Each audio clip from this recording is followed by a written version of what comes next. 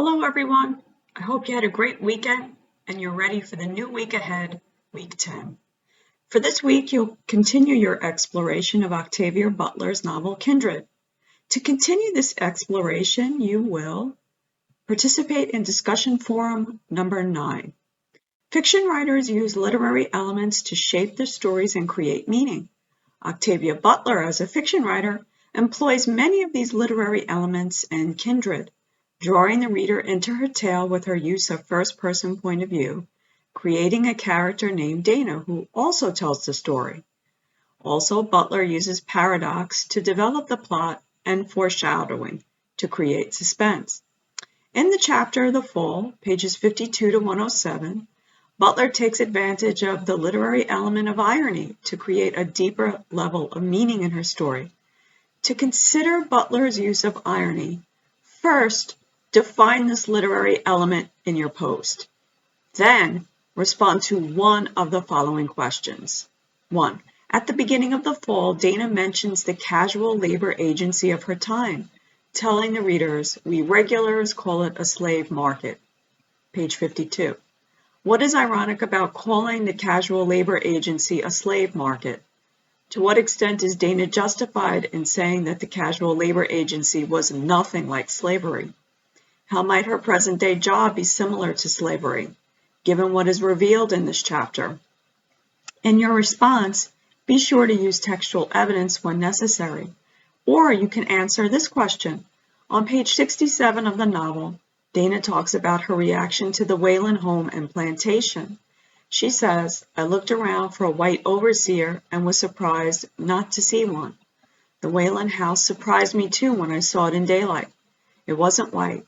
It had no columns, no porch to speak of. I was almost disappointed."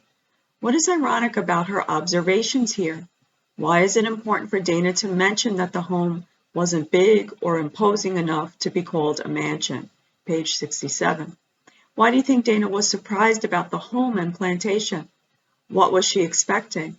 In your response, be sure to use textual evidence when necessary. When replying to your peer, try to choose a peer who has written about a different topic. You may discuss the similarities in your responses and/or what you have learned from your peer. So your main post is due by the end of the day on November 2nd, and your reply is due by the end of the day on November 4th. Next, we have journal entry number 10. If Octavia Butler wanted to write a novel about the horrors of slavery, there would be no need for her to include a time-traveling element to her neo-slave narrative. But she did. So think about the overall purpose of Kindred. Let us start by examining The Fall, pages 52 to 107. In this chapter, Dana makes the same startling confession in 3 different places. For this assignment, respond to the following questions after the 3 passages. So first, read these 3 passages and then respond to the questions. 1, what is your reaction to each of these passages? What do you think about Dana's comments? 2, what is Dana confessing in these 3 passages? What might be ironic about this confession? 3, why do you think Dana and Kevin adjust so easily to slavery and their roles in a slaveholder's home? 4, from these passages, what do you think might be a theme or central idea developing in the novel at this point? And 5, what do you think Butler is trying to tell us in the novel? What do you think might be the purpose of Kindred from what you have read so far? So this journal entry is due by the end of the day on November 4th. Also, for this week, you'll think about the work that you produce for the adaptation assignment by writing a reflection letter. So reflection letter number 1. Write a 300-word letter to me, Professor Rothman. Your letter should be in a letter format that begins with "Dear Professor Rothman" and ends with "Sincerely." In your letter, reflect on your adaptation assignment, as we just mentioned, addressing the following questions. 1. What are you most proud of regarding your adaptation assignment? For example, maybe you're proud of your use of literary devices, if you chose the creative retelling, or maybe your thesis, use of evidence and analysis, if you chose to write an analytical essay. 2, what aspects of your adaptation assignment need more work? 3, in what ways did your work accomplish your goals for this assignment? In what ways did your work fall short of your goals? 4. What did you learn from this assignment?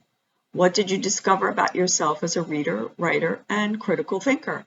And 5. If you could tackle this assignment again, what would you do differently? Be specific. For example, maybe you would visit the Writing Center. Maybe you would speak with me to make sure you understood the assignment. Or maybe you would develop an outline, write more drafts, etc. So this reflection letter is due by the end of the day on November 2nd. If you have any questions or concerns, don't hesitate to contact me. And also, please stop by during my virtual office hour on Thursday from 1 to 2 p.m. Have a great week, everyone. Bye now.